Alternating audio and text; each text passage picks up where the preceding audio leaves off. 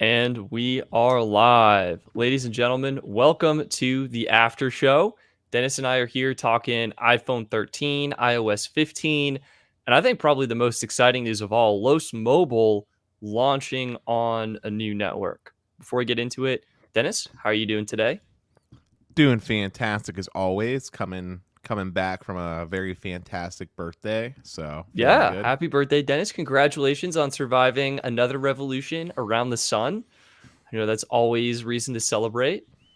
Always fun. And I want to welcome Zachary and Timothy, who are joining us in the live chat today. Great to have you guys here. And yeah, Dennis, I think we should start right into it. I think we should actually start with our last topic, Los Mobile. That was probably the most exciting and most surprising news that I saw today. I actually got an email as a current Los Mobile customer, and this is kind of why I've been holding off on the Los Mobile review a little bit, waiting for them to iron out some details, get some extra perks and benefits sorted out. But check this out, Dennis. So this is the email I received from Los Mobile, and basically they are launching on the T-Mobile network starting tomorrow. So we have struck a deal with T-Mobile, and basically starting tomorrow, you can get 100 gigs of on-device data and 50 gigs of hotspot device data before subject to network management. So it sounds like it might actually be unlimited, but you get 100 gigs of priority. So it's like sentence is for truly unlimited. Yeah, so it's like you basically get Magenta. You get a plan that's actually better than Magenta because you get 10 times the hotspot data for $45 a month. And then you get a $60 a month plan that's basically Magenta Max, but $25 less per month. And you get 120 gigabytes of on-device hotspot data. Unfortunately, regular hotspot devices aren't supported at this time. They're working on that. And Verizon Access is coming soon. So, yeah, Dennis, initial thoughts? Did you see this, first of all? I didn't actually see the notification. I knew about it because of the Discord, but I didn't actually see the website update. My thoughts is that I'm so proud. I'm so proud of Carlos and how far he's come. This is huge for consumers. Right. That $45. I know Carlos likes to tailor himself, especially to the higher end consumer that really appreciates that truly unlimited data. But honestly, I think that $45 plan is probably one of the best plans out there. Yeah, look at this. $45 a month, 50 gigs of hotspot data. That is incredible value. I would argue that might be better even than the AT&T prepaid unlimited plan that we always talk about, from a value standpoint. Yeah, because I think the AT&T plan is usually $65. Well, even let's do the 50 because that's what it's been going for with the promo. Even at $50, it's only 23 gigs of priority, and the hotspot is significantly less. This is 100 gigs of priority access. Wait, for Los Mobile? No. Oh, I'm talking about the AT&T prepaid plan. Gotcha. Yeah, the AT&T prepaid plan. I mean, just look at this guy. This is insane. Wow. I think you're right, Dennis. I mean, it's on the T-Mobile network. This is easily the best plan available. On the T-Mobile network, on the T-Mobile network, in terms of there's a truly unlimited $60 plan, but if we're talking value, is where I'm this is. I mean, come on, 90% of people are going to be, maybe even more. 99% of people are going to be totally fine with 100 gigs. That's perfect. Yeah, it's satisfying a big amount of the population. And the 50 gigs of hotspot, that is what we're looking at. Sign me up. That's more than Magenta Max, Dennis. But I want to go back to comparing it not in the Los Void or anything like that. This is even better in my opinion than Mint Mobile's offering of the unlimited plan. Unlimited plan. I think. Yeah. What do you think? I think this is better than that. I think it's better than US Mobile's offering on the T-Mobile side. I think this is better than pretty much every prepaid option out there if you want T-Mobile access. Yeah, it almost begs the question, how is Carlos making these deals? This is really something else. But we appreciate it. I don't want to comment. Okay. Because I know a little bit. I know a little bit of stuff, but I don't feel comfortable. I'd rather Carlos if he wanted to share that information. Yeah. I mean, It's really outstanding. I'm so grateful for this opportunity, and I'm grateful I held off on the review because this adds a whole new element to Los Mobile as a service provider. And do we know if these are doing eSIM activations? Uh, Not 100% sure yet. I'm pretty sure just like the rest, it's going to be eSIM. But Just put eSIM. And let then me. He has $60 a physical month. Sims. Like they sent him physical Sims. I know that. Wow. Um, $60 a month for true unlimited access. And what's interesting is I think they said it was higher priority than actually I'm not sure. first responders. Yeah, that's not even listed here, but I think in the Discord they were talking about potentially having higher priority than first responders, which I'll be honest, Dennis, like first responders probably should have higher priority than any consumer plan. But as a network enthusiast, like I will certainly accept that and appreciate that. He's reselling enterprise lines. Oh, so enterprise is getting even higher priority. But I don't know. Like, Yeah, that's one of those things where you have to test. But I trust Carlos's word.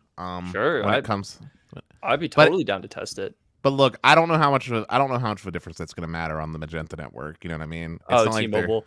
Yeah, I mean, we saw from our interview with Sasha that T-Mobile basically is great capacity right now. Their N41 deployments are really increasing speed and performance for a lot of 5G users. well. So That's not what I meant. I was more so going along the lines of that T-Mobile doesn't have as robust of an infrastructure in place as far as QCI values go. sure. So I feel like post-pay Magenta Max customers get lumped in with the same priority as a business Magenta Max customer, as the same person that gets lumped in with the first responder. Yeah, Like there's it's probably just like I mean, I tested all available priorities on T-Mobile, right? So I did yeah, it was QCI 6 for Magenta and Magenta Max. Then it was 7 for MVNOs, 8 for hotspot data, and 9 for high data users, anyone who used over 50 gigs. My understanding is it's 6 through 9 that are the QCI values that handle data. So and then I everything else was application based on T-Mobile. Like voice got yeah, the highest. So what I'm trying to say is it's not like AT&T or Verizon. Like it's not as grained. Like I sure. don't think T-Mobile can. Like split them half and half. Like you have QCI 6 1 and then QCI 6 2. Right, right. So Yeah. that's my thought. But I will also say, aside from Carlos being able to offer, or excuse me, Los Mobile getting T-Mobile access, he's in the process of getting Verizon access worked out as well. Yeah, Dennis, do you want to comment on that? Verizon access coming soon.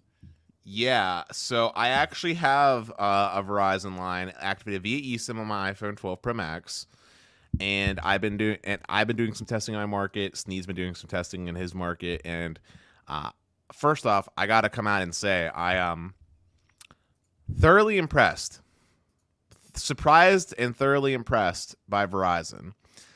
They're not as good as AT&T as far as capacity goes in my market. That should be abundantly clear because AT&T just freaking wrecks in Pittsburgh. But the consistency in getting a connection was something I was astonished by. There was never really a point where I dropped into what I would call unusable territory. Latency was also very good on the nationwide 5G that Verizon's doing. I'm talking ping times as low as 13 milliseconds, which is like what you would get over your home Wi-Fi type of deal. So I was very, very impressed. I haven't tested millimeter wave access yet. I plan to go down to the airport or PNC Park, which is where the millimeter wave locations are for my market with Verizon are, to test that out, of course, which we know that's going to probably be exceptional, of course, but still going to do it anyway, just to make sure that's all up and running, because we know some MVNOs had some trouble. Cough, US Mobile, cough. But no, yeah, I've been very impressed so far. I've been talking to Carlos to let him know what my experiences are. One of the things that I noticed, and I'm not sure what the issue is, but I noticed that my video with like Netflix and stuff like that's being throttled, even though it's not supposed to be with the agreement that Carlos. Yeah, what are you getting? Are you getting 720p, like 4.5 megabits per second? No, I'm getting like 2 meg. It's like Oh, geez. So that's yeah. even worse. Like that's actually very unusual, I think. But I think I'm sure it's probably something that I'm just, like I said, this is like beta, right? It's not not officially released yet, but the on-device data has been working great. it only seems to really affect Netflix, and NordVPN gets around that problem really easily. Yeah. Pretty much any VPN will. So I mean, but it's not even out yet. Right? It's just beta right now. It's just like an inner circle of like a few people testing it to work out those kind of bugs, right? But yeah, no, I'm really impressed by that, and it helped me get a better perspective of what my market looks like. And surprised probably to no one when I say this, although Stetson was more surprised when I said it behind the scenes, but it really showed just how bad T-Mobile's network is in my market. Yeah. It's funny. Like on pretty much every stream, you're like, yep, T-Mobile isn't great in my area, but I still use them as my main line. I still got 3 lines of Magenta Max. And so what did you learn from doing all this testing, Dennis? So, I mean, I learned clearly that AT&T is the best, and it's really not even close. Like, it just isn't. And then Verizon has improved more so than I thought, because there were areas where I was getting like 200 megabits per second. Yeah. They were not common in the little bit of time that I've had to test so far, but they were there, which means that they've been improving. More so, though, I would say I average somewhere around the 40 to 50-ish megabit per second territory. That's great, though. Like, that's enough for 4K. That's awesome. Which, yeah, that's correct. Like, it's not blow your socks off crazy, but it is consistently good enough. Like, if I wasn't running speed tests every 2 seconds when driving, there is no way in hell I would have noticed that I was at 50 meg, right? Like, that is double what we considered the minimum for usability across the board on your phone, right? Yeah. And then there was T-Mobile, which, I told you this morning I went down to Best Buy because there was a restocking for PS5s. And this Best Buy is quite literally about a football field away from an N41 site. I was connected to 100 megahertz of N41, 15 megahertz of band 4, and 15 megahertz of band 2. And Stetson, what kind of speeds do you think I should have been getting with that kind of capacity? Yeah, I mean, so in my market, I'm N41 in my market. If I get a speed test, I'm probably hitting 400 megabits per second at least. I've seen it peak up to 500. So in your situation, maybe the store's in the way a little bit. I would expect probably around the 400 megabit per second mark. Yeah, it was 200. Clear line of sight. And it's clear line of sight to the cell site. Like, there's no excuse here. Like, that is not good. And for comparison's sake, in that same parking lot, AT&T over LTE, mind you, is getting 350, and Verizon was getting like 100 megabits. Yeah. So, and yeah, Debo Bot called it out. It's because T-Mobile, pink thong, skimping on the backhaul, man, and it shows. It really shows. Like, it's. So basically, to explain this to people, is the cell site itself, like the technology, the antennas and the frequencies, the spectrum has the capacity. The limiting factor is actually the fiber running into that cell tower, that there's not enough capacity in that cable. And so they need to add more backhaul, which is more fiber running from the tower to, what do they use? Like data centers, or the center that services the data. I'm sorry, I was reading a comment from Western Ninja. That's fine. But yeah, they need to improve their backhaul to get those speeds up and running. Sneed, what is up? Thank you for joining us. Not much. I was just talking about some testing I was doing with the Verizon access. Dennis got Verizon. I'm like, man, I'm excited to do that. And yeah, so Dennis, what would qualify? You said AT&T was best by a long shot in your market. How do you quantify that? Like, what does best mean for you? It's the blend of coverage with and throughput is what combines it, which AT&T just has so much raw capacity. I don't know where they get all the capacity from, to be perfectly honest, but like, they just have so much freaking capacity that the speeds are quite literally like, you can replace your home internet with the kind of speeds that you're getting from AT&T. Like, I can say that with relative confidence, because there's never a time where you're dropping below like 100 meg. Like, right. Like, and it's usually somewhere above 200.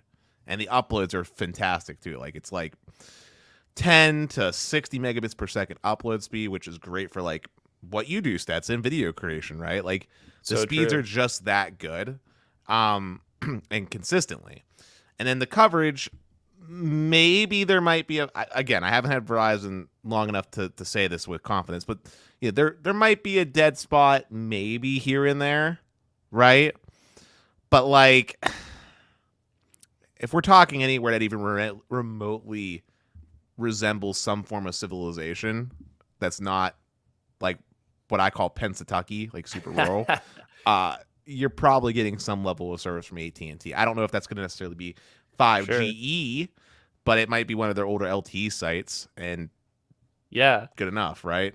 It's interesting. It's almost, I feel like, flipped in my market. I noticed AT&T had great coverage when I was going out to Rocky Mountain National Park, and basically, like, the more rural I got, the better the AT&T network was. T-Mobile, of course, was pretty much the first to drop. Verizon also had pretty strong coverage, but it wasn't really as usable as what I was getting on AT&T. But yeah, and then in the cities, T-Mobile right now is doing really well. So definitely really interesting. And I'd be curious, Dennis, to see how your Verizon experience on Lowe's Mobile kind of compares to US Mobile, and see if you notice anything with the prioritization. I mean, well, we have I already told you I've already noticed the big improvement because we made a joke behind the scenes, but full feature support, man. Wi-Fi calling is there. 5G actually works. I mean, those are two important things. I mean, seriously, the 5G from Verizon, I didn't realize low band 5G improved this much in such a short span of time, but I was literally getting ping times like 13 millisecond. I'm really excited to test it out. But yeah, I specifically was talking about like priority level to see if you notice like congestion and stuff, because we have the Westerosi Ninja mentioning that Verizon should be getting enterprise priority QCI 7, which is something I have not tested, and it is above the consumer QCI 8 and the deprioritized MVNO QCI 9 levels. So that would be very interesting, in my opinion, to kind of compare. I feel very confident in saying that priority is probably a big factor in why my experience has been so good. I think especially on the Verizon network.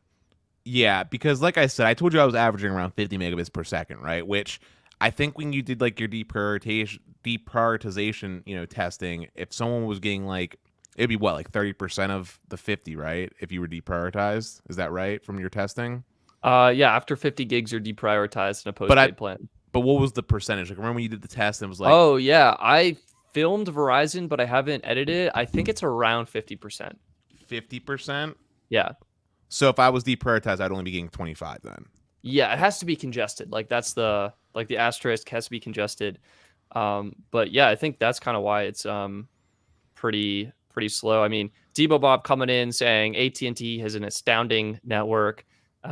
Great LTE network, and 5GE shows we are connected to band 14. This really ties into what we've been seeing and hearing from Sasha Segan from PC Mag, where he's like, AT&T's 5G network is bad. It's actually the worst 5G network of the major carriers right now.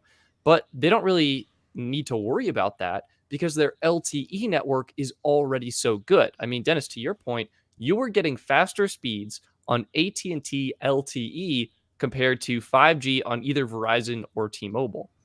And so that's kind of what's going on there. And I will just say as a quick caveat in defense, my market is just really well set up with AT&T, but 5G does actually work in my market. Yeah. Like specifically, it improves the upload speed. Is this what network have you been? AT&T. AT&T, yeah. If I'm not connected to 5G, my upload speeds tend to be slower. So interesting. My download speeds are relatively the same.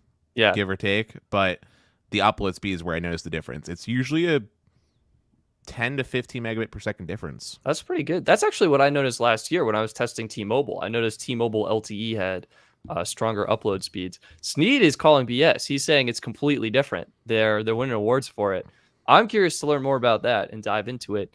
Dennis, I want to talk about a carrier you had mentioned, and we've talked about US Mobile, because did you see what leaked out / was prominently promoted on Twitter? I didn't see, but if I had to guess, I'm closing my eyes. If I had to guess, it's going to be one of two things. Either Wi-Fi calling finally gets better support, or it's eSIM. You are half correct. So first, boom. Ahmed shared this on Twitter, said finish line, and it's US Mobile LTE and US Mobile.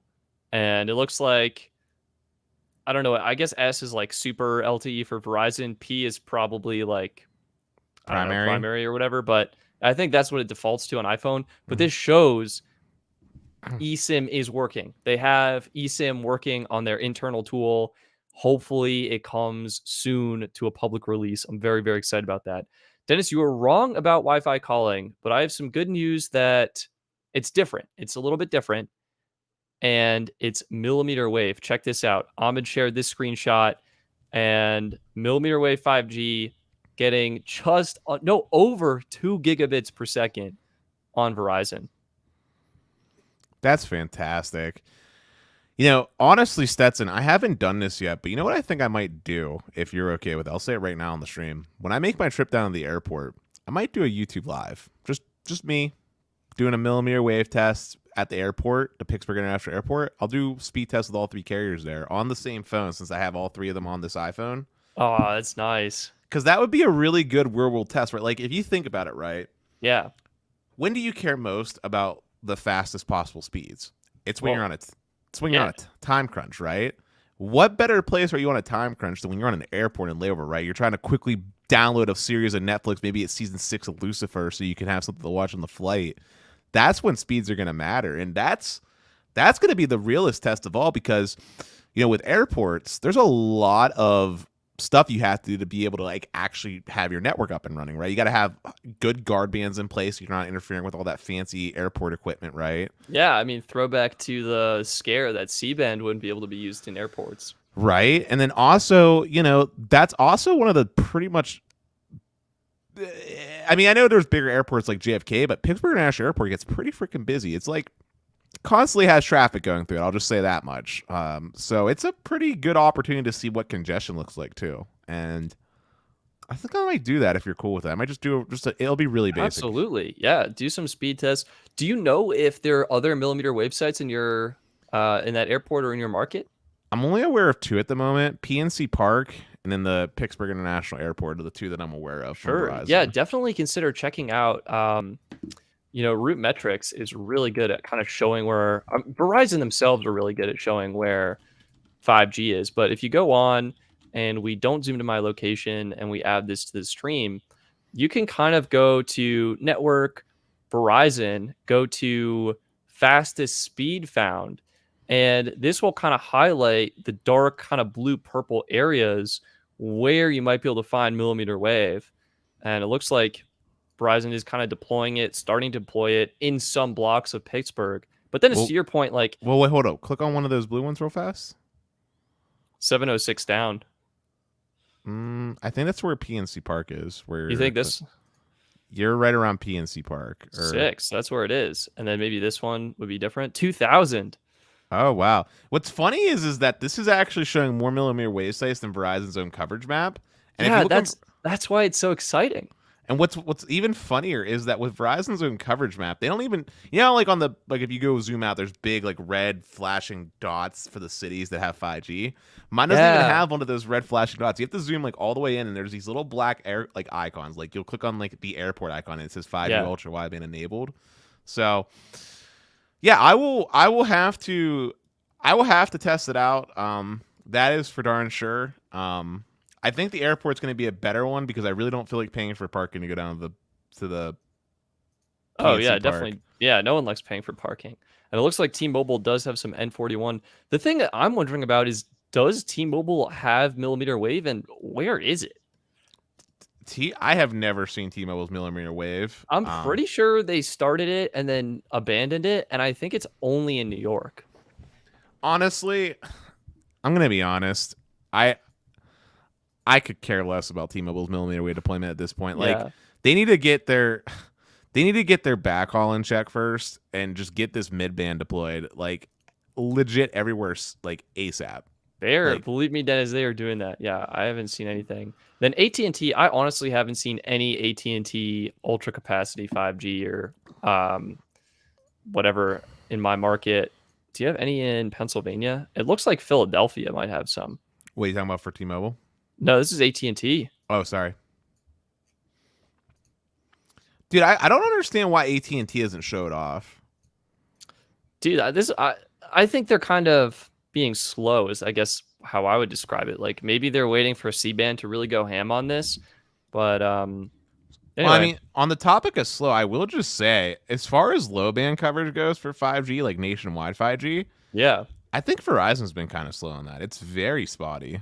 really, Like, I've honestly had a great experience with that. no, I'm talking about the low band nationwide stuff. Like, take a look at the coverage map real quick. Like, Should I look use at Root Metrics or Verizon? Verizon's actual coverage map. All right, you got it. You got it. I'll pull it up right now. Like, look at how much of their network. I mean, don't get me wrong. Verizon has a great, robust 4G LTE network. Like, don't get it twisted. But like, look at how limited the nationwide 5G is. Like, you can definitely tell it's in like It's in cities. cities. Yeah, like, which is That's interesting. not what I was expecting, considering that T-Mobile has pretty much N71 everywhere. Yeah, I mean, honestly, I guess I'm in a market that just has it everywhere. Like, I mean, and if you look at Pittsburgh, I have it all throughout Pittsburgh. I'm like, don't get it twisted. It's just like it wasn't what I was expecting. sure, sure. They're definitely prioritizing. I mean, I think this is the right approach, though. It kind of looks like it has, chicken pox. Kinda. I mean, yeah, I mean, definitely focusing on the urban environments is the right approach. I was just more so surprised because it's the Sure. low band. But maybe Verizon's doing more of a one-touch policy, and oh yeah, you can see the little flag there for PNC Park. Yeah, gotcha. 5G ultra wideband enabled. Interesting. I'm also Interesting. surprised that my market doesn't have more millimeter wave deployed, considering it is a FiOS market, which means the fiber's all around. Yeah, yeah. I don't know. Maybe they're just prioritizing other markets. But Where all like, the journalists live. I don't know. but there's like places where it would make a lot of sense. Like, I can think of three off the top real fast. Ready for it? Yeah. Carnegie Mellon University, Yep. literally like big, sciencey school. Off corporate offices for like Google, and the like for like engineering programs and stuff like that are down there. And then also there's a part of Pittsburgh called the Strip District where there's like a ton of like bars and restaurants Yeah. that is constantly got people there like all the time. I'm surprised millimeter wave is not just along the Strip District, because it would be really easy to deploy and you'd be covering easily probably like 20 to 30,000 people at any given time. Yeah, I agree with that. And I think, honestly, I would love to see more airports covered, more stadiums covered. When I was traveling way back in January or July, excuse me, I noticed airport speeds slowed down quite a lot due to the congestion of everyone there. So, and yeah, Austin saying N41 is absolutely everywhere in Charlotte, North Carolina. So they've got great T-Mobile speeds there. We've got T-Mobile 5G being hit or miss in South Jersey. We've got low band in our market is like number 157. Interesting.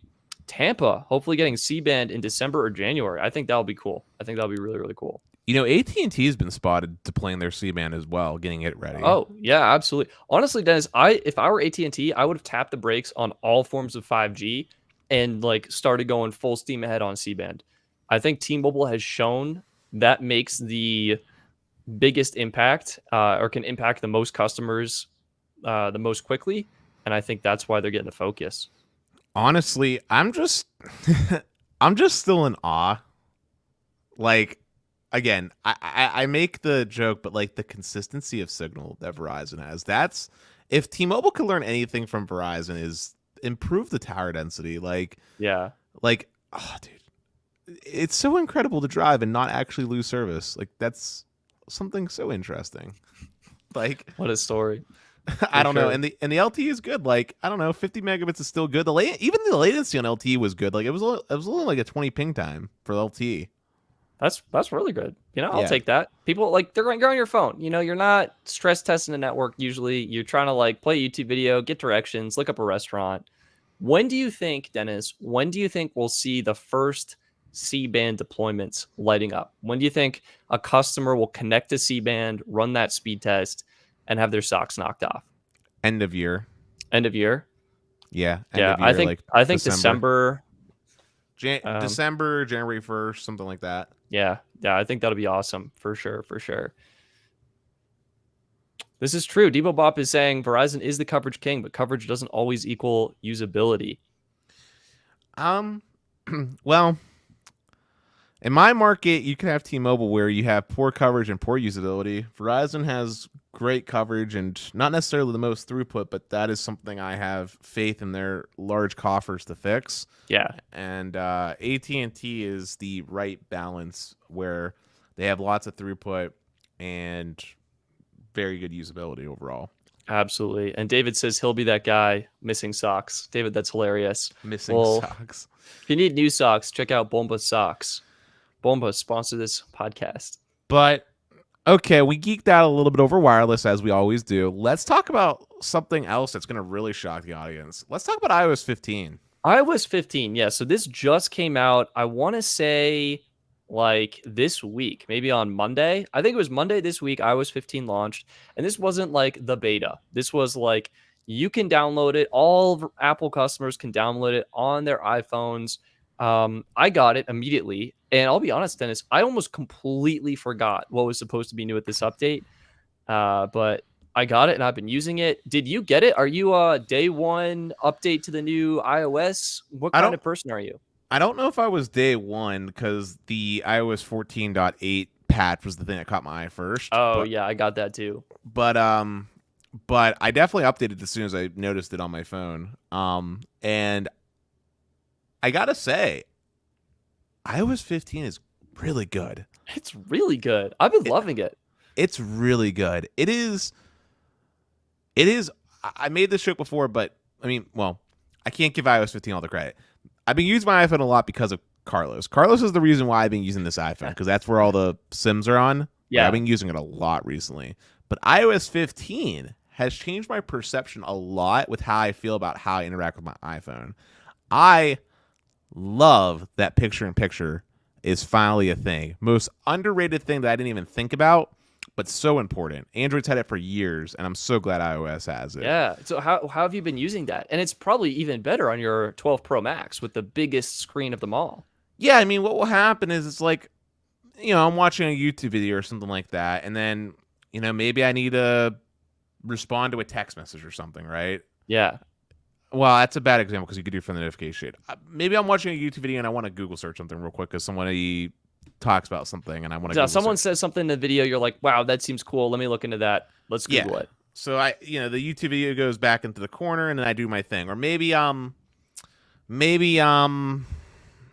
can't think of. Look, point is that multitasking is important. I'm glad that iOS is finally supporting features that enable multitasking to a better degree. Yeah, absolutely. I think my favorite feature has been the different focus modes. Like, Dennis, Apple is letting you set up different home screens. You can literally have the same app multiple times on your home screen, and then you can customize what home screen is shown during your work. So, like, I have a work screen here, and basically, I've got everything I need to do work, Slack, Google Docs. We got some music apps so I can get some music going and jump into focus. Nothing else is shown. And when I'm in like more of a relax at home mode, I can get home screens that are social media or other apps like YouTube or YouTube Studio that can pop up and populate my home screen. So everything I need is there when I need it for the task I'm working on. Yeah, I absolutely love it. My screen is cluttered with just folders upon folders upon folders. But honestly, once I get that as strained out as possible, I probably won't tweak it that much. Yeah, I do like focus mode. I think that's cool. I've been loving it. What do you think of the new like notification groupings in Notification Center, like where you get a summary? Such an improvement on notifications. Let me tell you. Yeah. I'm also happy that we talked about this before because we did talk about iOS 15, but I'm happy that FaceTime has the whole shareable link thing. Yeah, like Devobop is saying FaceTime feature is GOAT, which I guess it's. Goats are part of this now, but yeah, no, it's awesome. Yeah, iOS 15 is really, really good. I still have the same grape that doesn't play nicely with others outside the ecosystem, but it was a very well-needed improvement to the iPhone experience overall. Wow. Dennis, Lenny is saying iOS 15 is legit the reason I'm not switching back to Android this year. It's the little things with this update. Yeah, iOS 15 is the reason why I'm seriously contemplating just having all three of my lines, like my primary lines, be on the iPhone and killing the S20, but I say that with like like a grain of salt because it's really hard for me. Sure. Yeah. I mean, you But could do it temporary, right? You could sell your S20 Plus, and then the new one's coming out there's no in reason to sell it. January, February. Well, you get a little bit of extra money now versus like January, February because it'll devalue a little bit. And if you want the new one, you can buy that. You want the old one, you just buy an old one for a little bit less. I don't know. But yeah, no, I'm really happy with how iOS 15 is. Oh, I'll tell you the biggest thing, and I almost forgot to talk about this: the Safari enhancements with extension support. It's gonna be so tasty. Well, first, before we get to extensions, what did you think of the redesign? They put the search bar from the top to the bottom. So I don't really like it, to be honest. It threw my roommate for a loop. He couldn't handle it. He was like, what is this? Put it back on the top. Yeah, I mean, I can deal with it because Chrome on iOS did the same thing. Yeah. But like, I don't necessarily care for it, to be honest. But what I will say is that I like Chrome a lot, as you know, because I'm in the Google ecosystem.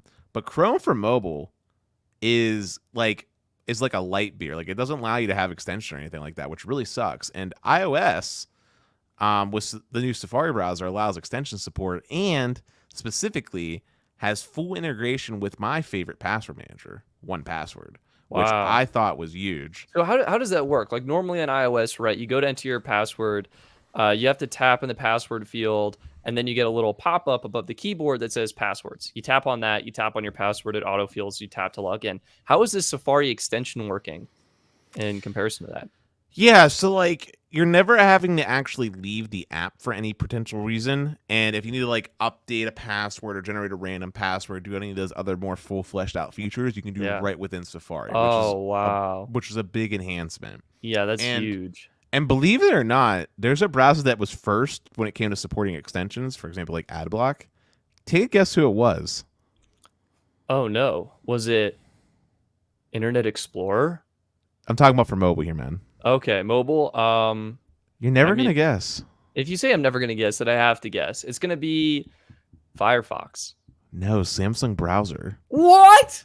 No, stop. The one that just says internet and has a planet on it? As serious as a heart attack, my friend. Oh my God. Yeah, I used to on my Galaxy S20, whenever I wanted to go to a website that was being obnoxious as all can be with ads or whatever, I'd actually boot up Samsung browser to load up that website because it had support for ad blocker among other extensions. Wow. But yeah, no, Safari, really, really, really good enhancements. I still have Chrome set as my default because Chrome is my go-to. It just syncs all my bookmarks. But like, man, dude, Safari. Dude, my favorite feature is that you can actually swipe on the URL on the bottom here to actually switch tabs. Dude, like, I'll say this every single time. Apple does Apple doesn't do anything that's like game changing, but when they do something, they tend to do it well, or they'll flesh it out well enough and given enough time. Yeah, it's like you made this recipe, you added all the ingredients, you stirred it together, and you let it bake for just the perfect amount of time, and it tastes delicious when it's finally out of the oven. But the problem with this recipe is that it takes 10 years to bake. No. Is that Apple doesn't let everybody eat it. And by that, I mean, you have to be in the ecosystem to use it. Like for you, Stetson, if you want to switch to Safari, it's fine. You have a MacBook, you have an iPad, you have your phone. It all works. There is no Safari browser, or if there is one that I'm not aware of, I don't on think Windows. there is. I think it's discontinued, if anything. Right. So like no matter how much I praise it, no matter how much I love it, right? Like no matter how good the features are, I would never use Safari on my mobile phone because it doesn't sync the bookmarks anywhere. Like, what the hell, Apple? Like I know you think you make great products, but let's be real here. Your biggest product is the iPhone, right? And you want to make money off me because you're trying to transition the services. That's why you keep pushing iCloud, right? Well, why the hell do you think an Apple user is going to use Safari when they're going to be doing their most productive work on their Windows computer?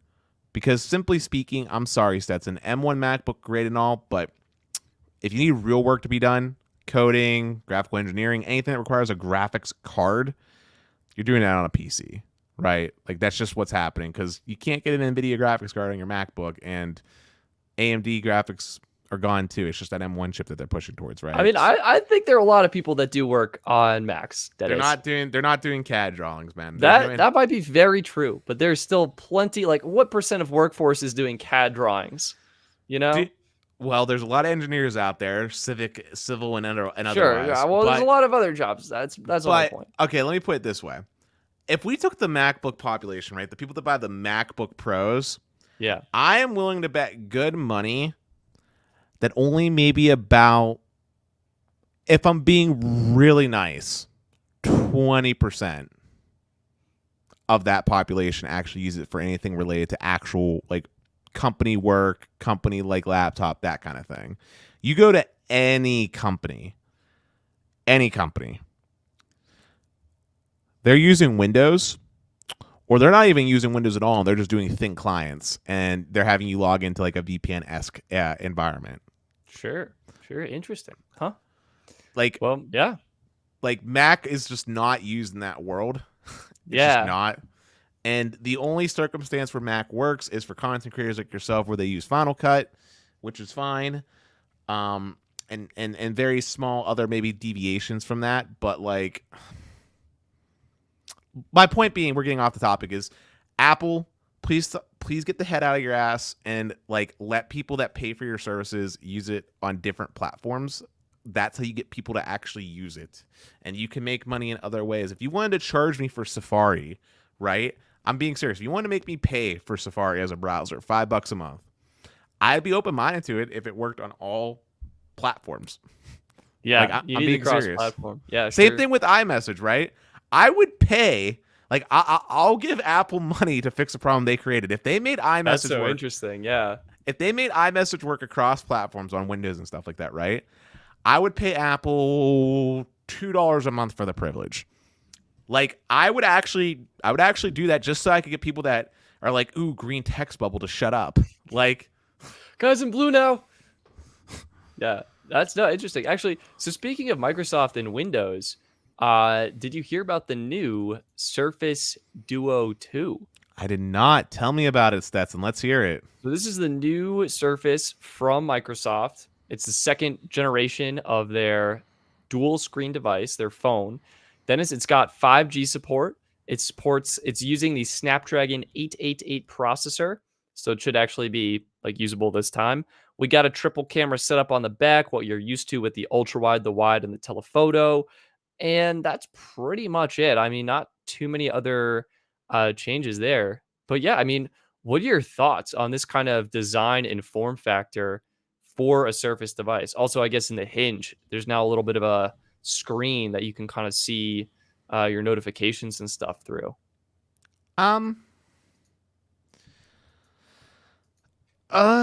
I think the physical hardware looks great. I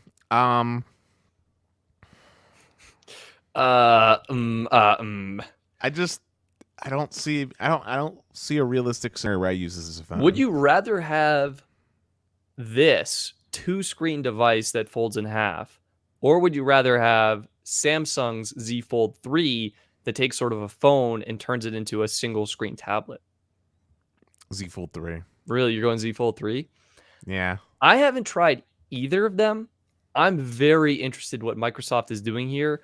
I think they're getting better durability. There's no crease, so to speak, in the middle. I mean, obviously there's a break point, but I think that's a little bit different.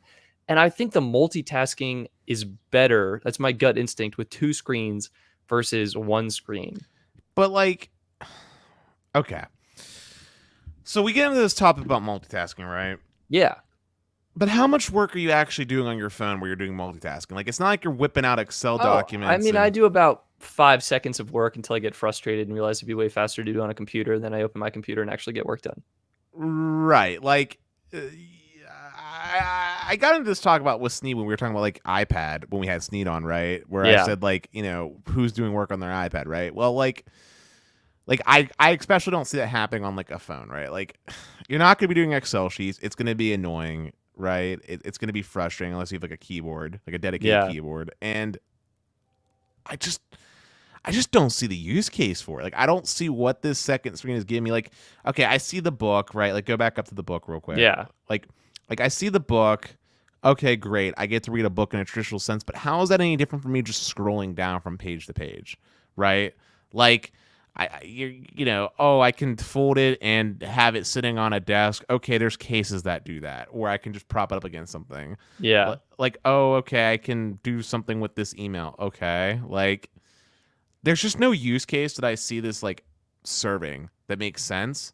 Whereas like the Z Fold 3, you can have the argument, okay, you expand it because you want to enjoy content and a seamless experience on that bigger screen. Okay, Sure. I can understand that use case. And also worth mentioning, software can easily just separate the screen, right? Like, it doesn't need to have Yeah. Like, almost actually, kind of now you're kind of getting me to switch. Like, the Z Fold 3 could basically do everything this does and have a single unified screen for consuming content. So yeah, I would, I kind of agree with you.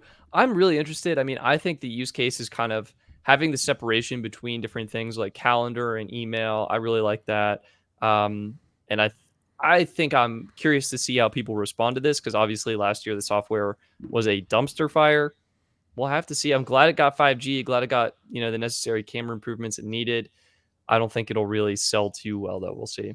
I respect Apple for being boring right now because I don't see the use case in a fold.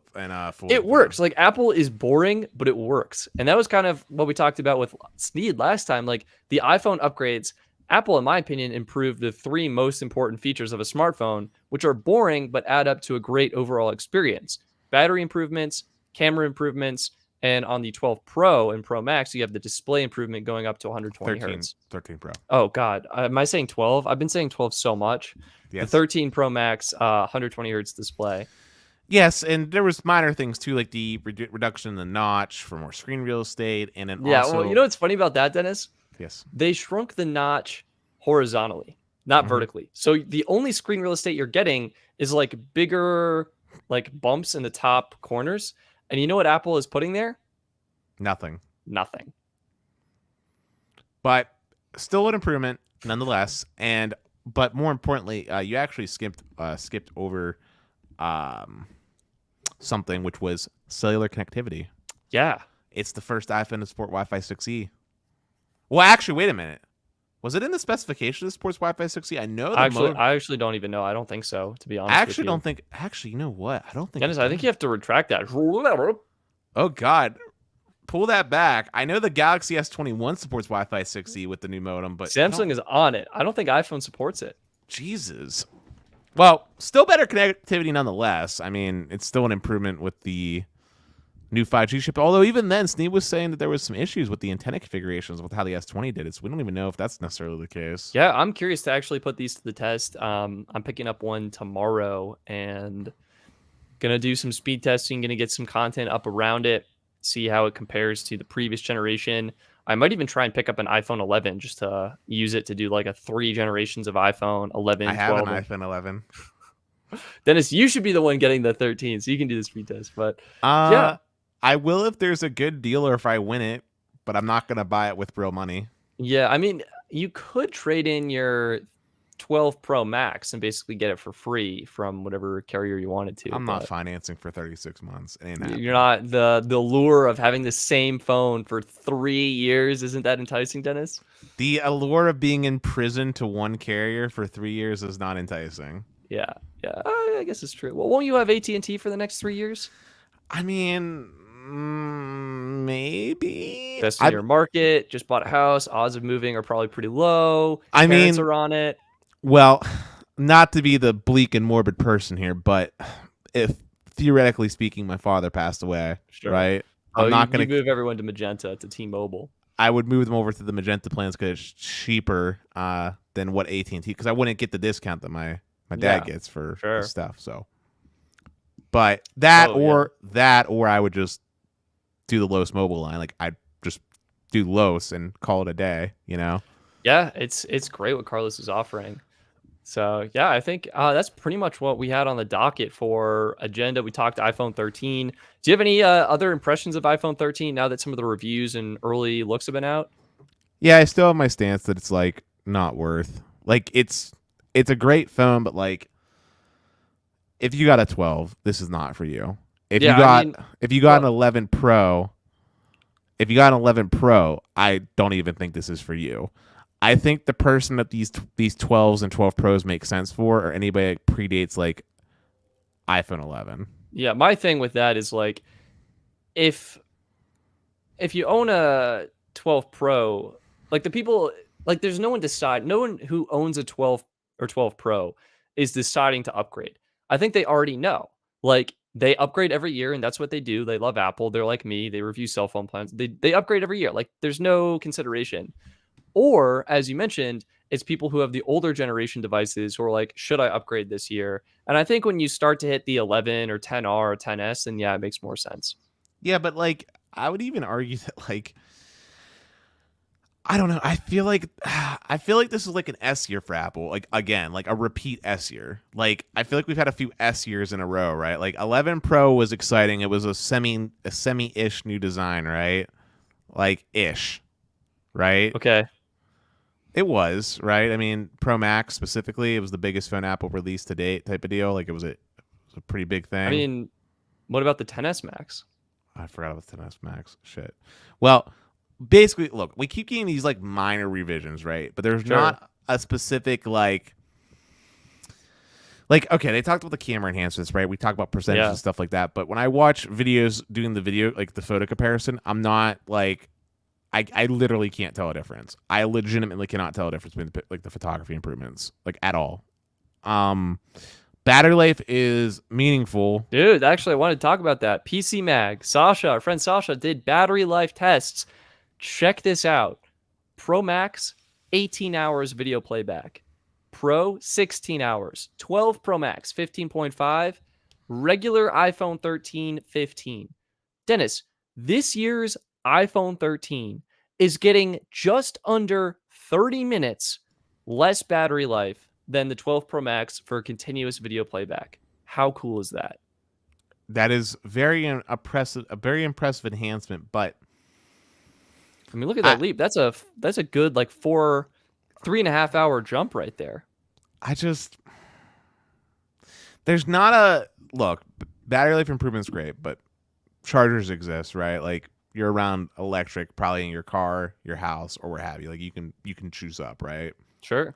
Like there's nothing that like stands out that can't be done on like these older iPhones. Like I don't know what the improved feature is, right? Like what is the feature, Stetson? Like there is no the feature, Dennis. It's an aggregate of features that make an overall better experience. That's what I said. They improve the three things people care most about. They improve the battery life. They literally tripled. If you're coming from an iPhone 11 and let's say you get the 13 Pro, you're getting over triple the battery life. Actually, same thing if you upgrade to the regular 13, 15 hours versus 5.6 hours.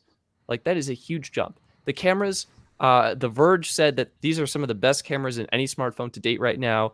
Although I would say Galaxy S21, if you're on that side of the camp, is very, very comparable. And to Dennis, to your point, if you post on social media, there's an even smaller chance people will notice. But still, better cameras, and you're getting that better screen. I mean, iPhone 11, you still had that LCD display, so you're suddenly going to an OLED display. You're getting 5G. Like, I think overall, like this is just a nice package that for people with older iPhones, it'll add up to a really big leap in performance for just every day. Look, I feel like next year is going to be a more bigger year though. Like I disagree. Like, what are they going to improve? Battery, cameras. Well, for starters, display? We can get rid of Lightning in favor of USB Type-C. I don't think they'll ever do that. Really? They've done it with every other single product with the exception of their phone at this point. Even the new iPad mini uses C. This is true and mind-boggling. So USB-C would be a very big lifestyle change for me because now I have one cable that does it all. And hopefully speaking, transfer rates when it comes to actually exporting stuff from my phone would be faster. Secondarily, they could actually remove the notch in its entirety, bring back Touch ID, which is like a rumored thing for under the screen fingerprint reader. That would be freaking huge in this mask world that we live in. What else, Stetson, could they do? They could improve the front-facing camera, which has always been that's the number one camera that needs improvements right now. Which has always been a weakness on iPhones. They could manage to squeak out even more battery, have support for faster charging. Because on Android, yes, Apple finally supported fast-ish charging, but it's slow in comparison to any modern Android phone. But how does that fast charging at 65 watts impact the overall battery degradation and lifespan of the battery cell? Not as much as you think. You don't think so? Like literally like zero. Because here's the thing, Stetson. Your battery doesn't degrade based off the rate at which charge is. It degrades based off of charge cycles as a whole. So if a person charges their phone 500 times, right? Like, let's just say, I'm just going to use a generic example.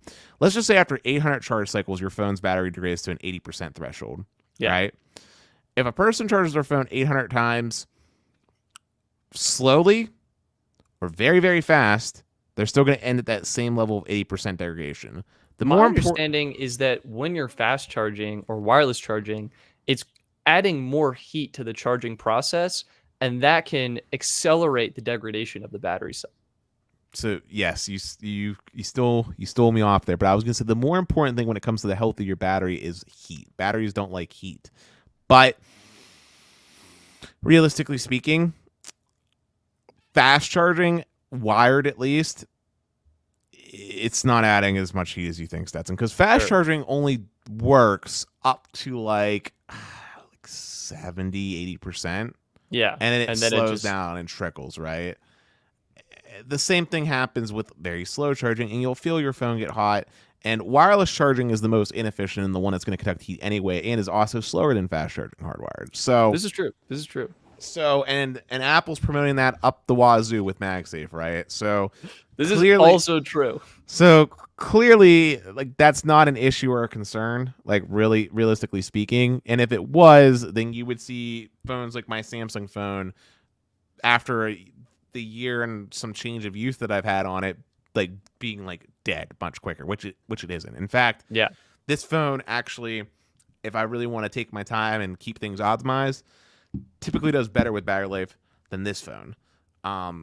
Just for the fact that it has a larger milliamp-hour battery inside of it, right? Like, there are things that are more important. And then as far as your response, like, why does fast charging matter? Because I feel like that's something that's probably sticking in your head. Well, because realistically speaking, I can think of more times where I need a lot of charge really fast than times where I need my phone to last that extra like 10 minutes. Like, I'd rather be able to get like an extra hour of use by plugging in for 5 minutes than have an extra 10 minutes away from a charger, because the reality is I'm probably going to be by a charger more oftentimes than not than away from the charger. Yeah, I don't know, Des. I think with the battery life in these new series of iPhones, I think it's going to be pretty good, and people are going to be happy with it. My point is, I think next year, based off of the leaks that we got from this year... you want faster fast charging. Well, just based off leaks that we got from this year, right? Like, we know what Apple is working on.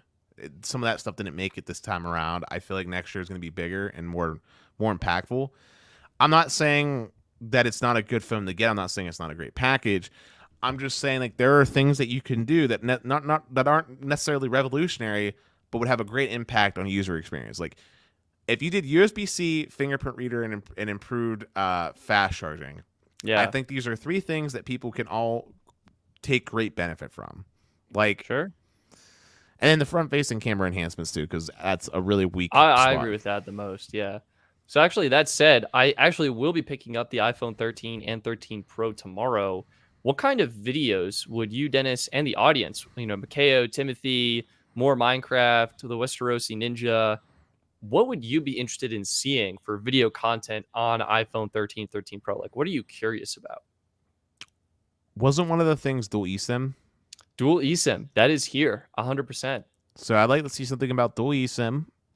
See if there's any like bugs, like when dual SIM became a first thing with iPhone, if you remember. Sure. I would love to see speed test comparisons between a iPhone 13 Pro and iPhone 12 Pro and then an iPhone 11. Yeah. Well, And okay. My question: How do you structure the speed test? Like, would you want to see Verizon, AT&T, and T-Mobile all in one video? Would you want to see like a dedicated video on, let's say, T-Mobile, for example? Like, here's low band 5G across the different devices, and in the iPhone 11 case, would get LTE, and then do like here's mid band 5G here, like across all of them, and then do high band if it's available. Like, how would you want to consume a speed test video? I mean, I feel like this is a conversation that's more for behind the scenes because there's details that I'd like to talk to you. Sure. But short synopsis, you could take it either way depending on what you're trying to pursue, and we could talk those details out later behind the scenes. Yeah. But if you were to do one big video, what I'd want to see you basically do is start with 5G speed tests with T-Mobile and be Yeah. like, okay, here's the difference. Here's what LTE performed like. Then turn off 5G and do LTE to see if there's any noticeable difference between the bands for Got LTE it. Got support. it. Yeah. And then do the same thing with AT&T and the same thing with Verizon in that video, and then make a conclusion like, okay, so iPhone 13 had a X, Y, and Z gain because of the antenna arrangement where I'm getting better. Maybe it's just picking up bars in areas where I wasn't picking up bars before. And also, as a conclusion, here's the best network for the iPhone 13.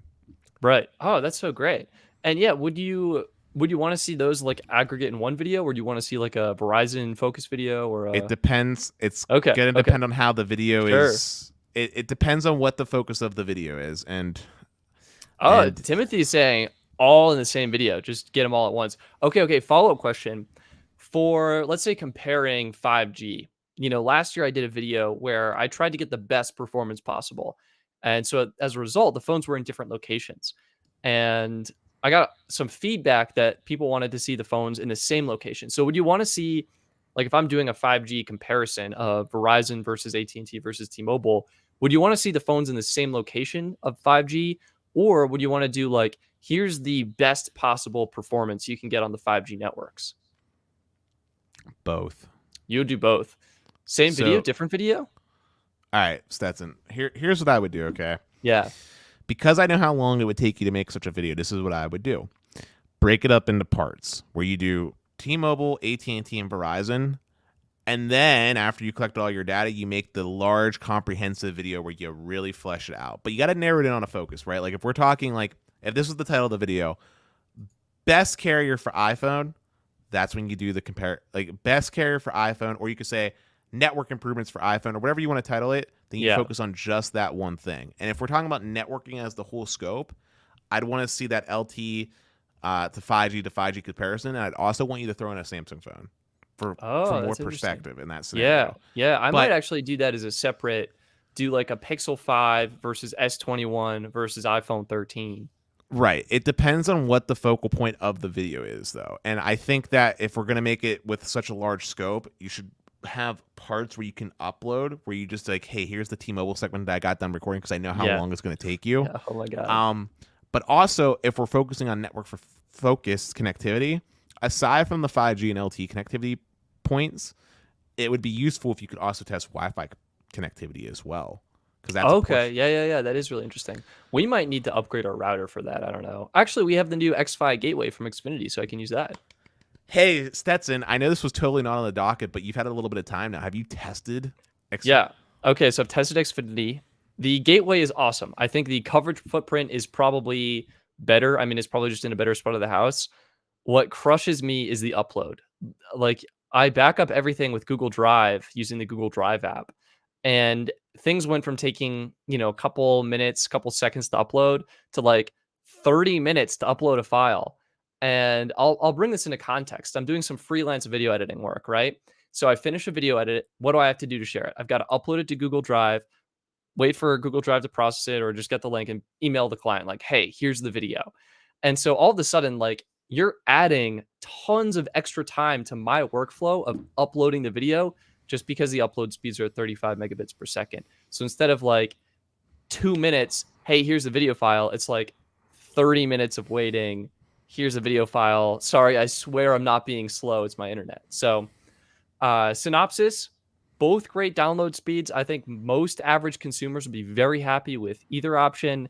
But for my personal use, I really have realized I enjoy the faster upload speeds that NextLight is able to offer. Rewind a little bit though. You mentioned you really like the gateway. Oh yeah, What specifically do you really like about the gateway? I like the design. I think it looks pretty nice, but the real features are in the app. Like I get a notification when any new device connects to it, any other device connects to it. It's got great management settings. It's clean, easy to manage the account. Truth be told, I haven't like my roommate kind of operates our current router, so uh, I don't know what kind of settings are available there, but I think that everything is just in this app in a nice kind of account basis is great. I can restart the router right from my phone without having to go and find it and unplug it and all that stuff.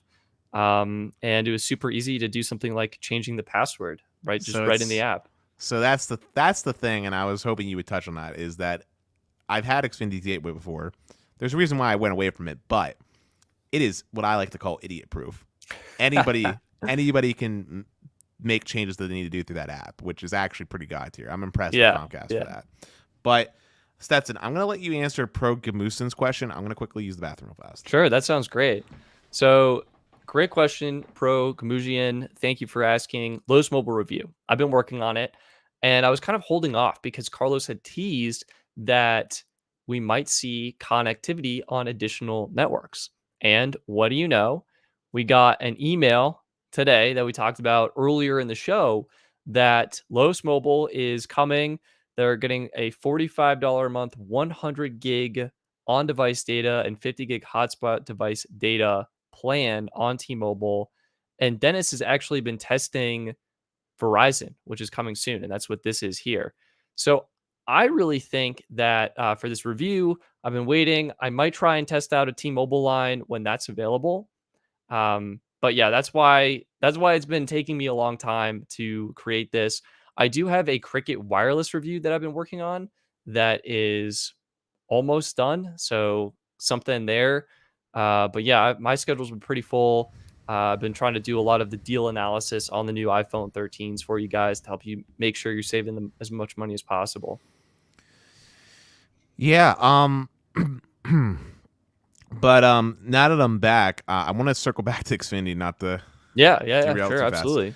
Are you able to touch on the email that you reached out to our point of contact in regards to something else related to Xfinity? Well, what I can share is they are providing a device for review, and that should be arriving soon. And that review will also go into the "it's in the works" category. Yeah. So Stetson, can I say what you're going to be possibly getting and what you're testing? Well, I don't know what I'm getting. That's the truth, Dennis. Well, can I say you're getting I'm getting a phone. yes? Okay. Getting provided a phone to test the network. Yeah. So yeah, guys, I know there was people out there. Stetson's getting a phone from Xfinity to test Xfinity Mobile.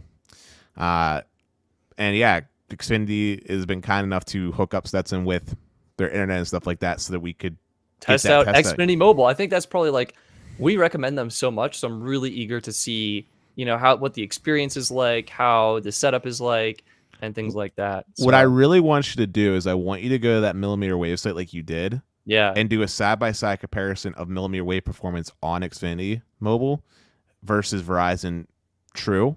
Sure. To see if there's any type of difference. I'll do a priority speed test too. We can get Xfinity, we can get US Mobile, we can get Visible, and we can get Verizon. That would be good. I'm hoping Xfinity just gives you a normal mobile line, like a normal unlimited plan, doesn't do something like add that priority access on there or something. Yeah, sure. Well, it's interesting because right there, data bucket plans get priority data, whereas the unlimited one doesn't until you add that extra purchase. I wonder if they'll give you one of their buy the gig plans. I don't know. I honestly might be able to sign up on my own and kind of pick what I want. And yeah, so that's what's going on. I guess some other news. I've been working on a case video, like best cases to keep your new iPhone 13s protected. So I got 2 off of Amazon, and we should be getting some more as well. Is there really a difference in like cases? Like I feel like that's one of those things where like, yeah, I mean, you have your best clear case, your best cheap case, your best silicon case. Maybe you want a leather case, things like that. So I think it's nice to showcase some of the options. A lot of people like OtterBox for the ruggedness, the durability, the drop protection. Some people like this one is thin, light, clear, showcase that nice blue color. I usually just go with whatever the manufacturer sells at this point. So Samsung Yeah, case, yeah. and then Apple case because MagSafe. But let's answer Nikki's question. Let's answer some questions in general, I feel like. Yeah. Oh yeah. Q&A time. Let's go. All right, so Nikki, what is our opinion of the new T-Mobile UC icon? I think that it's good for iPhone users since they didn't have a way to actually see what they were connected to, and that it is important to have since all the other carriers were doing it anyway. But it doesn't have any real impact over the quality of the network. You know what I mean? It's just an icon letting you know you're connected to N41. I have two thoughts on this. One, it's nice to know with confirmation when you're connected with N41 without having to do a speed test, because there is definitely a gray area. Dennis, you mentioned you were getting 200 megabits per second. I'm imagining, I could be completely wrong here. I'm imagining it could be possible to hit 200 megabits per second on LTE without necessarily having that 5G coverage. Nope, because I checked advanced select, as I mentioned. I know, but I'm saying like in general, it's like AT&T was on LTE and got over 200 megabits per second. See what I'm saying? Like, it's just nice, like, oh, there is N41 here kind of deal. Okay, gotcha. Understood. This is especially nice because this is for iPhone users basically right now. Right. The second thing is I think it's deliberately super close to looking like Verizon's ultra wideband icon. Like, you could throw those side by side and I guarantee you average consumers would not be able to understand the difference between a UC and a UW. I mean, they look so similar, to be honest. Like, both start with U, they got a little one below it. So I don't know. I think it's T-Mobile trying to confuse people, but it's also nice. That's what I got. We got Timothy coming in with a Q&A. I want to consider testing the only other 5G carrier in my area, which is US Cellular. Do you think it is worth it? They run their own towers in my area. I think that it's definitely worth. I mean, you're going to be helping out. US Cellular tends to service a lot more rural communities, and you're definitely going to be helping out a niche audience that I definitely don't have access to, and I don't think Stetson would have necessarily close access to. Yeah, I'm pretty sure they roam on Verizon, so it could be kind of like what US Cellular has in your domestic market, and then it's likely going to be roaming on Verizon in other areas. Yeah. Sneed asks, hey, Mark. I'm going to say yes to that. I think we're going yes with that one. I like Mikayo's comment. He says that's a great idea. He's been saying lately that Verizon's the network to be on, but the plans you don't want to pay for. I 100% agree. Verizon's plans, I was looking at Verizon's plans again, and dude, they're so expensive for single line. $80 for Play More, $90 for Get More. Oh, yeah. With taxes, you're talking like $110, like easy. I think it'd be closer to like probably 100. I think it'd be 100. Dude, all the fees though, man. There's like $15 of tax and fees and activation. I was only paying like $5 per line on AT&T, so it was like but it's state by state based, dude. I guess it's true. So it could be expensive. Like, what was really funny, I saw an ad for Verizon this morning when I was at the gym, and it was funny. Like, they were advertising their perks. Did not advertise the cell phone plan whatsoever. Like, hey guys, we got a great network. We got, priority data. No talk of that. T-Mobile, AT&T, they're all up. Most priority data, like Magenta Max, everything, AT&T Elite. Verizon's just like, we've got 7 different streaming services in these cell phone plans. And I'm like, what? Are you kidding me right now? Oh my God. Dude, I'm saying it right now.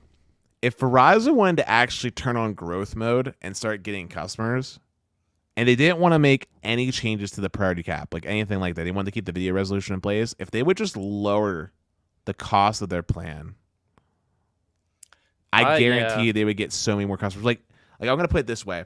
If Verizon's Play More, not their Start because that's garbage, if Verizon Play More suddenly became $70, and I'm talking taxes and fees all in, so if it has to be 65 to be at that 70 mark, whatever it takes to be at $70 all in, yeah, they would get so many more customers just like that. Yeah. I mean, it's true.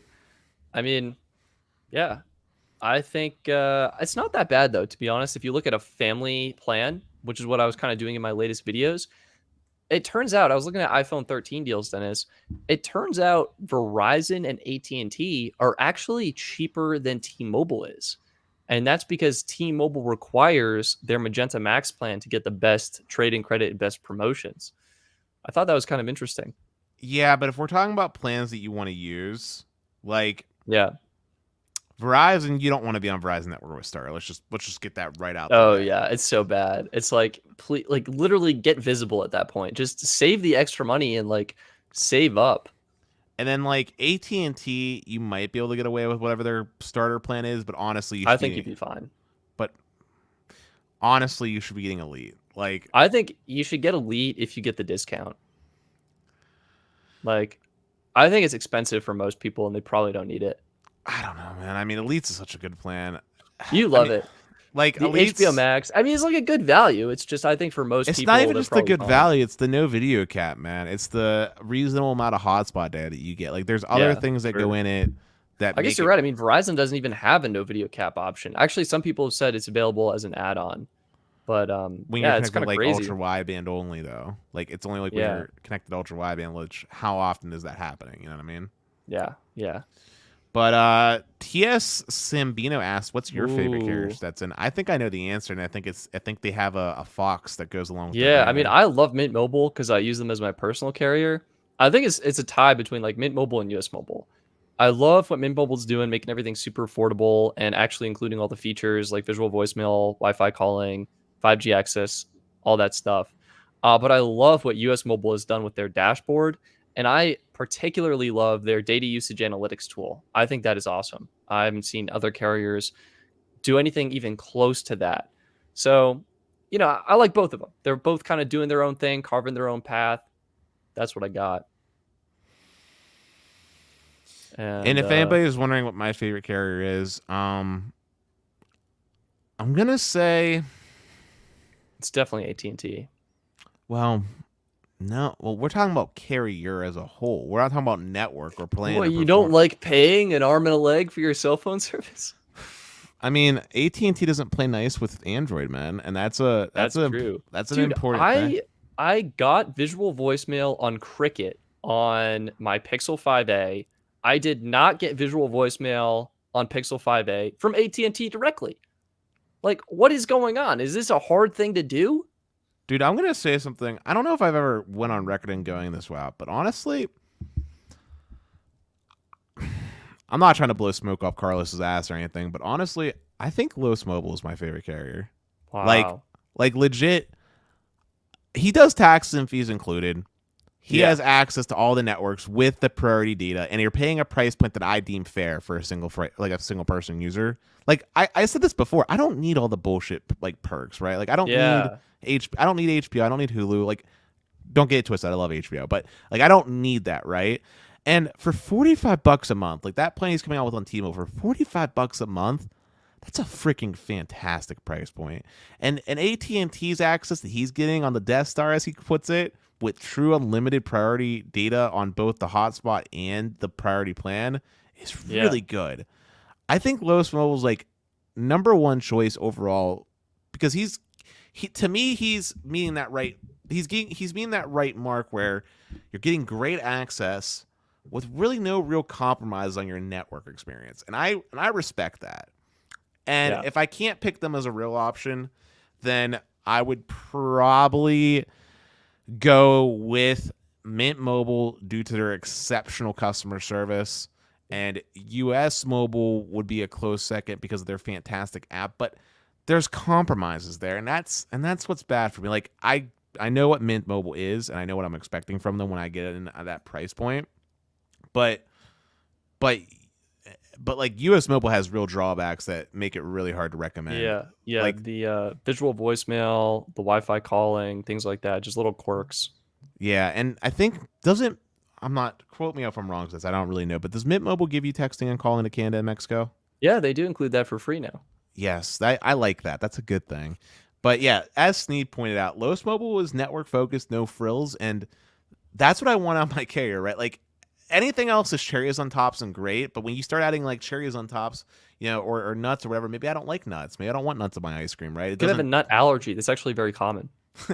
like I don't need, Discovery Plus, right? Like I'm not going to watch Discovery Plus. I'm not going to watch AMC Plus. It doesn't do anything for me. And Yeah. as far as throwing on Netflix, we've made this argument all the time, but like if you were at the price point that Carlos is charging, you can get Netflix and have your cake and eat it too and still be cheaper than what T-Mobile charges, right? Yeah. Yeah. Yeah. We actually had an interesting question from Beckett Fitz. Would you port your main number to Los Mobile? Uh, I Honestly, right now I'm going to say no. And it has nothing to do with Carlos. It has nothing to do with Los Mobile. It has everything to do with AT&T. My mhm. concern is that AT&T could change their mind on this agreement. Maybe Los Mobile gets bigger than what they were expecting. I mean, they're offering literally the best plan available at less than AT&T themselves. And we've seen AT&T change their mind with other carriers. With Wing, their unlimited plan got capped to 40 gigs all of a sudden. With Boom Mobile, they straight up lost their agreement with AT&T and were no longer able to offer AT&T service. And I think we even saw Zilla Talk Wireless as the most recent one. They were doing unlimited AT&T, and now I think it's like a 40 gig plan or something. So my concern is not with Los Mobile. Like I think Carlos got everything set up properly, set up the business, everything he needed to do. I'm just concerned for whatever reason, someone at AT&T could change their mind, and it wouldn't be up to Carlos. Like there would be nothing he could do, right? So that's my thoughts right now. Right, and you touched on a really good point. It's not just Carlos. It's all MVNOs that are affected this way, right? Like they're beholden to the ultimately the carriers, and we've seen AT&T like in a way, Carlos is sort of like the beta tester for AT&T, right? Like Yeah, he was the first to test out the limited priority data, and then we saw AT&T do the same thing with their own consumer elite plans. And like you talked about, they might get too big for their britches, or AT&T just might make those changes and be like, there's no point in supporting this network in this way yeah, anymore, yeah, yeah. right? Um, so I don't know if I'd port my main line over. I And would I would wait a year. I think maybe from this point, maybe 6 months. I would just give it a little bit more time, see what happens. And I would really consider keeping my personal number with a major carrier at this point, just for that reliability and stuff. it's not And even reliability, but there's like Carlos is nailing down the important infrastructure that needs to be placed for his business to work. yeah, But there's other things that go into where I'd want my number at that infrastructure is not necessarily in place. Like I'm not saying T-Mobile was a great place to have my number, but like if I was going to end up pouring out my number to anybody anytime soon, or yeah, it would be like the T-Mobile number, like it would be going over to AT&T Direct because they do have that pin in place. I can put the driver's license requirement in place. Like yeah, there's yeah. things And that I can put like in. even I'm not sure what Los Mobile is doing for SIM swap attacks. Like I'm sure they're not really getting those right now with their current user base. But that's something to keep in mind. Like how could they add more security to their plan? They don't really have an app for managing everything right now. So And there that's the are there yeah. are areas that could see huge improvements in Los. And I think as we wait and those things get developed and ironed out, that's when they'll become like a more compelling option too. Yeah, like and to be clear here, Los doesn't need that at the moment to perform it like to Yeah, do what they, he they needs to. don't need it. Like Like, but we like, know what we're getting, right? but like, it's like a different story when like, because like, I you guys know I get funny when it comes to security. Like I take it to a whole nother level than most people do. But like for me to put my number over like a number that I use for like two-factor authentication stuff like that, like I need an app in place so I'm getting notified if someone attempts to log into my account, someone attempts to do X, Y, and Z. You know, what? Oh, Sneed's chiming in. Yeah, It's all Sneed saying it's all enterprise protected, macro level protections and securities. So it should be very secure. it should I be. guess I'm just I not guess my informed my enough. concern is actually not like the interface, it's like humans, right? Like if you chat with support and like, hey, like I lost my SIM card, can I get another one? Like how do you verify that, those kinds of things? Well, So this is my ignorance showing, I guess. I just don't have a good enough understanding of what's going no, we don't behind. know. But anyway, at this point I would hold off on doing your primary number. I think they're a great secondary number. They could be great for a business. They can be great for other things. But I think for me personally, I would probably give the service a year to kind of develop and mature, and then I would kind of green light it from there. And then we had a question from Mild Tsunami. Is there a difference between eSIM versus physical SIM coming from a performance standpoint? Not that I'm aware. Not that I'm aware of. I know we did a live stream, and Carlos once mentioned that eSIM didn't have access to something. Maybe it was related to carrier aggregation. My understanding is that the performance is the same between eSIM and physical SIM. And I think that issue got resolved with later revisions of iOS, if I remember Yeah, correctly. yeah, I yeah. think 14.5 resolved a lot of the problems that eSIM had. So I don't, not that I'm aware of, but Sneed, you would know better than us, honestly. Yeah. And then someone asked another really good question. Los Mobile will only use one network at a time. It will not, like, you're picking which network you want when you sign up. And That's fine, because if you want to get the dual access, at least on iPhones, you can set it up in your settings to the switch data connection based on availability. Sure. So you could have like your Lowe's AT&T line, Lowe's Verizon line going, for example, and then it'll switch. Yeah. The phone will do the switching, to clarify. And I think T.S. Sabrino asked what network's most reliable. it kind of depends on your area. I think Verizon or AT&T. I'm gonna say, I think AT&T has the crown. Yeah, actually, you're right. I think what was it? Root Metrics, I think, gave them, or maybe it was Tutela. It was Tutela. They gave them the most reliability. So yeah, I mean, it does depend based on your location and things like that. So yeah, and then someone did ask about Lowe's Mobile on T-Mobile. Apparently, those should be launching on 9/24, so literally tomorrow. So look on the website for that. But we'll have to wait and see. I'm sure there might be some kinks to work out. Hey Stetson, I have a question for you, man. Yeah. On the topic of porting numbers, I mean, would you port your number over to any MVNO? Like, is there any? I mean, it's in Mint Mobile now. My number journey was T-Mobile original, then it went to Cricket Wireless on a family plan, I think. Then it went to AT&T prepaid. I might have those switched. It might have been T-Mobile, then AT&T prepaid, then Cricket on a family plan. And then it went from Cricket to US Mobile. Then it went from US Mobile to Mint Mobile, and that's where it is now. So you've done a lot more porting than I ever have in my life. Yeah, I started reviewing MVNOs then, so I would literally just port the number. Actually, I'm going to say something honest. I don't think I've ever ported my number. Whoa, what? Is it T-Mobile? I think you're right, actually, because you said you were going to sign up for Verizon. They didn't treat you well, so you walked right out and signed up for T-Mobile. Yeah, and you haven't left. And it's the same thing with my AT&T line. I've had that same number since my dad gave me the AT&T line. I've never ported my number once. And honestly, I'm going to tell you something too. Maybe it's because I'm a virgin when it comes to porting numbers, but the same hesitancy I had when I was saying I wouldn't port my number to Lowe's Mobile, I would have that same hesitancy to porting my number to any MVNO, honestly. Like, sure. Like, and I'll tell you ones that I'll definitely never do it with. Visible, number one on the list of carriers not to port a number to. That's a fact. That they definitely have had some issues with that. It's true. So, because dude, and even Mint, like I would have some real reservations about porting my number over to Mint after some of the scares they had, and definitely wouldn't port it over to T-Mobile prepaid. That's for sure. And I wouldn't port it over. I don't even think I would port it over to AT&T prepaid, honestly, because like the prepaid accounts don't get the same level of respect and security that the postpaid accounts do. Yeah, that can be true. Yeah, but did Mint add I don't know. factor? To sign into my AT&T prepaid account, I had to reset my password every time, so it actually wouldn't let me sign in without sending me a text. Oh, Mikhail just said he disagreed about my AT&T reliability. He said they had a recent 911 interruptions for like 12 hours straight on FirstNet. Interesting. Maybe Verizon still has that then. I think it is kind of location dependent though. Like you can have AT&T go down in one area and not others. Also, Sneed chimed in and saying there's no eSIM issue as long as SIMs are run individually. So one physical, one eSIM. 2 eSIMs is sus. I don't even think we've had that yet. So that's what we're going to see with the iPhone 13, iPhone 13 Pro. But, yeah. Honestly, so yeah, your pick for favorite carrier was Mint. Mine was basically Lowe's. Yeah. Which I think is fair to say at this point. Like, Lowe's has come a long way.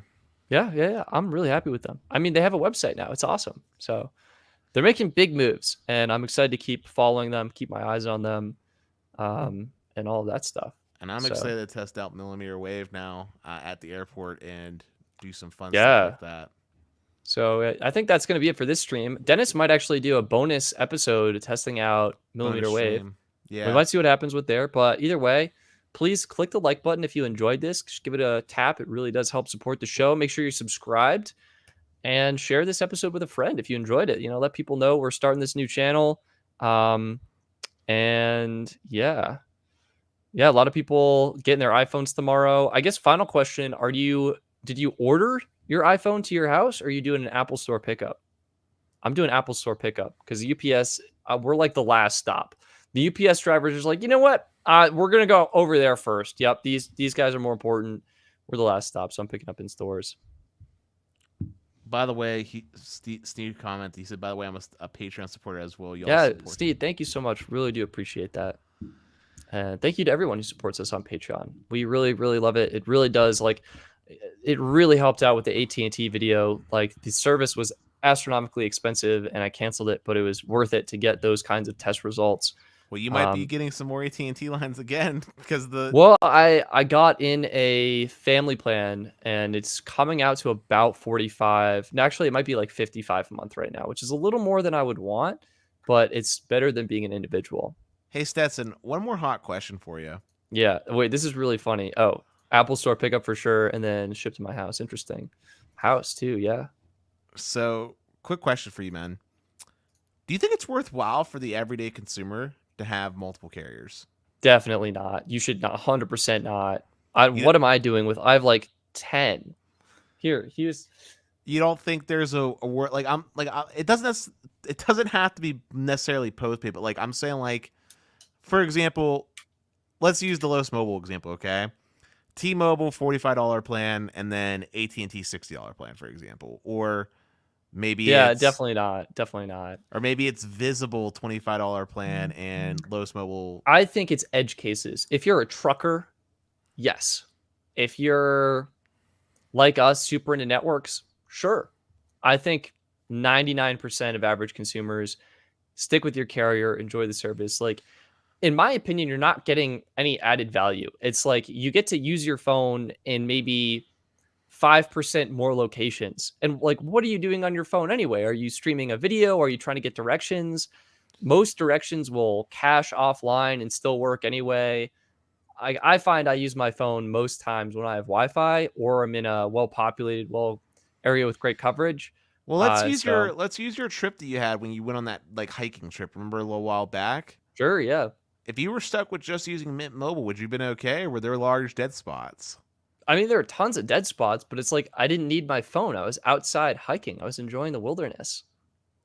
So I think my answer is, I think for most people, just save your money. I would rather, Dennis, put $1,000 towards a year of great service and upgrade a device than put $2,000 towards service and have an iPhone 7. Yeah, but what's the cost of an average postpaid? What's the cap? If a person it's $50 a line for a single line, though. It's what? Even if we did cheap, it's 70. Yeah, at least 70. It's so expensive. If you could get 2 lines and be under $70, then it's the same end result, right? I mean, I wouldn't do that. I would save money. I'm all about saving money. That's my whole goal, Dennis. Help people save money on their cell phone bill.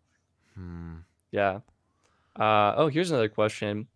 Hamza, I switched from AT&T to T-Mobile recently. Will I want to switch back when the C-band things comes out? Honestly, if T-Mobile meets your needs, probably not. They include all taxes and fees, so it's a pretty nice system and service. I think you're probably fine. Sneed said, "Here's how you do cellular: get a free T-Mobile line from one of your friends, and then get AT&T Los Mobile line as soon as Los Mobile goes active for Verizon." Add that. It's still expensive though. I save your money, guys. That's my. Well, no. In this scenario, you're getting a free line from your friend, and you're just paying for. I mean, Los is going to be 45 plus No, 65. he said Verizon. He said no. You get a free line from your friend, so you're not paying anything for the T-Mobile line. Yeah, and you get a Verizon line from Los. Which he's saying AT&T and Verizon. He's saying. Oh. Yeah, that's what I'm saying. I misread. It's awesome for us, but for I think most people, just grab Los Mobile on AT&T or grab Los Mobile on Verizon. Do Mint Mobile. Save money. Challenge yourself. Could you do an MVNO? Maybe not for a year. Could you do it for 6 months? Could you save $50 a month on your cell phone bill? 6 months, you've had $300 in extra cash. What could you do with that? I don't know. Just food for thought. Yeah. I guess. I don't know. I feel like there's not Dennis, really. you have 3 magenta lines. You're not even using 2 of them. I'm not sure if I can allow you to talk on this. I mean, I don't know. I feel like there's real benefits to having 2 And you have networks. 2 internet plans. I'm just pulling your leg now. I know you've got good value out of the internet. The internet, I definitely do. I'm pushing 2 terabytes average per month over the Fios connection, which Yeah. Verizon probably hates me. But and you Oh. have no access on a VPN. Wait, what? I mean, it works. Timothy said his partner did $25 a month deal with AT&T. Has been loving it. Yeah, that's a great plan. That's the AT&T $25 8 gig prepaid plan with rollover data. Great plan. Great plan. All right, I can tell you want to get off though because you're hungry and tired. So I am hungry. Yes. okay, we'll call it here, guys. Thank you as always for coming out. Please, before you leave, make sure you're smashing that like button. I see there's about 50 Smash of you, it. so I want to see 50 likes. And share it to a friend that you might think enjoy it, so that way we can answer their one question. final plug. I'm going to launch a video tonight on the main channel related to Mint Mobile and eSIM. Okay. Boom. Well, you heard it here first, folks. As always, thank you everyone for coming by. I'm Dennis. And I'm Stetson. And we'll see you next week on the Best Phone Plans Podcast. Peace.